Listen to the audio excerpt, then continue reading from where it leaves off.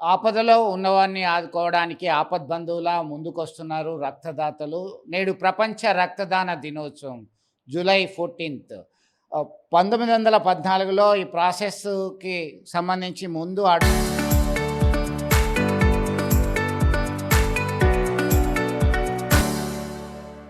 పడ్డాయి. ఆ తర్వాత అనేక పరిశోధనలు, అనేక ప్రయోగాల తర్వాత ఇది సక్సెస్‌ఫుల్‌గా అయిపోయింది.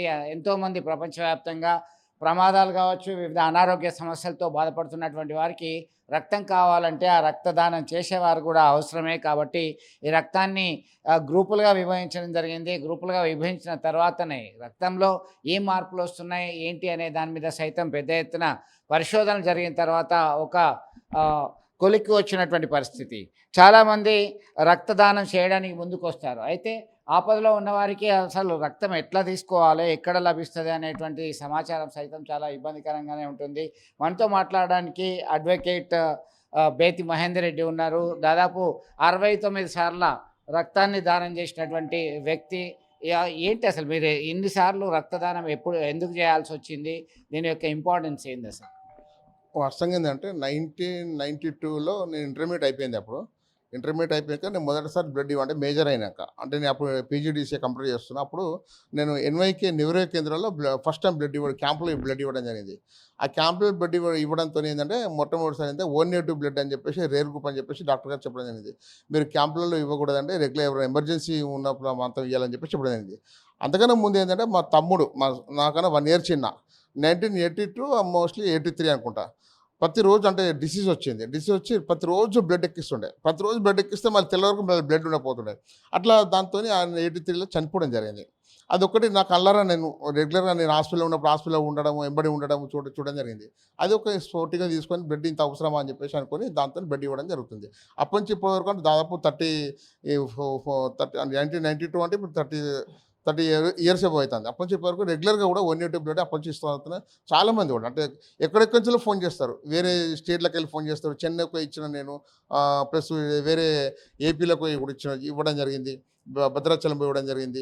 ఈ హైదరాబాద్‌కి అయితే చాలా సార్లు పోయి ఇవ్వడం జరిగింది ఓ నెగెటివ్ బ్లడ్. అంటే చాలా తక్కువ దొరుకుతాయి కాబట్టి నాకు ఫోన్‌లు వస్తాయి అన్నట్టు. ఈ కన్వెన్‌లో అయితే బ్లడ్ బ్యాంక్‌లకెళ్ళి నా నంబర్ ఉంటాయి కాబట్టి ఓ నెగెటివ్ బ్లడ్ కావాలంటే నాకు బ్లడ్ బ్యాంక్‌లకెళ్ళి ఫోన్ చేస్తారు. లేకపోతే అంటే మీకు బ్లడ్ డోనర్స్‌కి సంబంధించిన ఒక గ్రూప్ సైతం ఉంది. ఎమర్జెన్సీ టైంలో మీ గ్రూప్‌లో ఏ మెంబర్‌నైనా కాంటాక్ట్ అయితే మీరు ముందుకొస్తున్నారు. రక్తదానం చేయడానికి సిద్ధంగా ఉన్నది. వారి ప్రాణాలను కాపాడడానికి ముందుకొస్తున్నటువంటి పరిస్థితి. ఇట్లా ఎట్లా అనిపిస్తున్నది? ఇలా చేయడం వల్ల ఎన్ని గ్రూపులున్నాయి? వాస్తవంగా ఏంటంటే వాట్సాప్ గ్రూప్‌లో మాకు బ్లడ్ డోనర్స్ గ్రూప్ అని వాట్సాప్ గ్రూప్ ఉంది. వాట్సాప్ గ్రూప్ ఒకటే కాకుండా ఫేస్‌బుక్ కూడా ఉపయోగిస్తాం. మనం ఫేస్‌బుక్‌లో ఒక పోస్ట్ పెడితే emergency required so and so blood group అని పెడితే అందులో స్పందన వస్తది. స్పందన వచ్చి ఆ కాంటాక్ట్ నంబర్ అందులో పెడతాం కాబట్టి కాంటాక్ట్ నంబర్‌కి ఫోన్‌లు వస్తాయి. అట్లా వాట్సాప్‌లో కూడా పెడతాం అట్లా.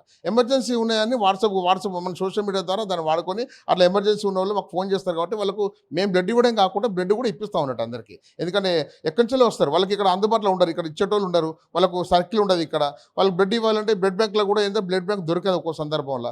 దొరకదు కాబట్టి అప్పుడు ఆపదలో మనం ఆదుకుంటాం కాబట్టి వాళ్ళు బాగా ఖుషి అవుతారు. ఎందుకంటే ఒక ప్రాణాన్ని నిలబెట్టని చెప్పేసి వాళ్ళకి బాగా కుటుంబ సభ్యులు కూడా బాగా ఉత్తేజం గురవుతారు అన్నమాట. అంటే ఏం చెప్తారు మీరు ఈ రక్తదాన దినోత్సవం సందర్భంగా? ఇవాళ ప్రపంచ రక్తదాతల సందర్భంగా ఏంటంటే ప్రతి ఒక్కరు కూడా అంటే నేనేమంటే మేజర్ అయిన ప్రతి యువత కూడా కామన్గా ఏంటంటే యువత ఇప్పుడు చెడుదారిలో పోతూ ఉన్నారు చాలామంది. ఆ చెడుదారిలో కూడా కొన్ని సామాజిక సేవా కార్యక్రమంలో పాల్గొనాలని చెప్పేసి వాళ్ళు ముఖ్యంగా యువతకు బ్లడ్ చాలా ప్యూర్గా ఉంటాయి కాబట్టి వాళ్ళకి ఎలాంటి అనారోగ్యం ఉంటుంది కాబట్టి వాళ్ళు బ్లడ్ ఇస్తే బాగుంటుంది. యువత అందరూ కూడా బ్లడ్ ఇవ్వడానికి ముందుకు రావాలి. బ్లడ్ బ్యాంక్ కూడా చాలా బ్లడ్ బ్యాంకులు ఉన్నాయి. బ్లడ్ బ్యాంకులు ఇప్పుడు ఆదిలాబాద్ మార్మూల ప్రాంతంలో వస్తారు. అట్లాంటప్పుడు బ్లడ్ బ్యాంకులో కొన్ని సందర్భాల్లో రేర్ గ్రూప్ ఉంటాయి. ఆ రేర్ గ్రూపులు ఉండకపోతే కానీ యువత దాదాపు ఇది ముందుకు వస్తే మాత్రం చాలా బాగుంటుంది. ఇప్పుడు నేను కొన్ని సందర్భాలు చూసిన ఇంతవరకు యువత ఒక్కసారి కూడా బ్లడ్ ఇవ్వని వ్యక్తులు చాలామంది ఉన్నారు. నేను అందుకే అంటున్నా ఎన్నిసార్లు బ్లడ్ ఇస్తే మీ బ్లడ్ ప్యూరిఫై అవుతుంది కాబట్టి పాత బ్లడ్ కొత్త బ్లడ్ వస్తాయి కాబట్టి మీరు రక్తం ఇవ్వాలని చెప్పి నేను అందరికీ కోరుకుంటా ఉన్నాను. మొత్తం మీద అందరికీ ఒకటే రిక్వెస్ట్ చేస్తున్నారు. తన యొక్క తమ్ముని పరిస్థితి చూసిన తర్వాత 1992 నుంచి నేటి వరకు అనేక సార్లు 69 టైమ్స్ రక్తాన్ని డొనేట్ చేయడం జరిగింది. ఎంతోమంది ఆపదలో ఉన్న వారికి ఇతని రేర్ బ్లడ్ గ్రూప్ అయినటువంటి ఓ నెగిటివ్ అందించడము ఇటు వివిధ ప్రాంతాలకు సైతం వెళ్ళి మరీ రక్తదానం చేయడం జరుగుతుంది. ఇలాంటి వాళ్ళు కరీంనగర్లో చాలామంది ఉన్నారు. ఒక ఫేస్బుక్ ద్వారా కావచ్చు, వాట్సాప్ గ్రూప్ ద్వారా ఎవరైతే రిక్వైర్మెంట్ ఉందో వాళ్ళందరికీ ఇవ్వడానికి సిద్ధం అనేటువంటి అభిప్రాయం వ్యక్తం చేస్తున్నారు. యువత ముందుకు రావాల్సినటువంటి అవసరం ఉంది. రక్తదాన దినోత్సవం సందర్భంగా ఆయన పిలుపునిస్తున్నటువంటి పరిస్థితి. దీనికి సంబంధించి మనం ఎంజీఆర్ వాలంటరీ బ్లడ్ బ్యాంక్కి సంబంధించిన నిర్వాహకులు ఉన్నారు. చెప్పండి, మీరు ఎట్లా చూడవచ్చు, దీనికి ఎప్పటి నుంచి నిర్వహిస్తున్నారు, దీనికి మీరు ఏమేమి కండిషన్స్ పెడతారు? రక్తాన్ని దానం చేయాలన్నా మన డొనేట్ చేస్తారు, చేసిన తర్వాత పేషెంట్కి ఎవరైతే అవసరం ఉంటుందో మిమ్మల్ని సంప్రదించాలంటే ఎట్లా ఉంటుంది? ముందుగా అందరికీ ఈరోజు ప్రపంచ రక్తదాన దినోత్సవ సందర్భంగా శుభాకాంక్షలు తెలియజేసుకుంటున్నాను. ఈ కార్యక్రమం ప్రపంచ రక్తదాన దినోత్సవం 2004 సంవత్సరంలో జూన్ 14 నాడు ఆ రోజు ప్రారంభం జరిగింది.